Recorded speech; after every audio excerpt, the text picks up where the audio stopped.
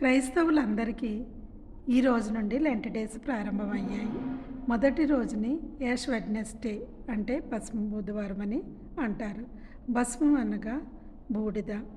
బూడిదకి Lent డేస్కి సంబంధం ఏంటంటే ఈ రోజుని నుదుటి మీద సిలువ గుర్తు వేసుకుంటారు.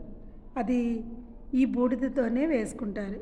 ఈ బూడిదను గత సంవత్సరం పామ్ సండేకి ఉపయోగించిన ఈతాకులను కాల్చి తయారు చేస్తారు.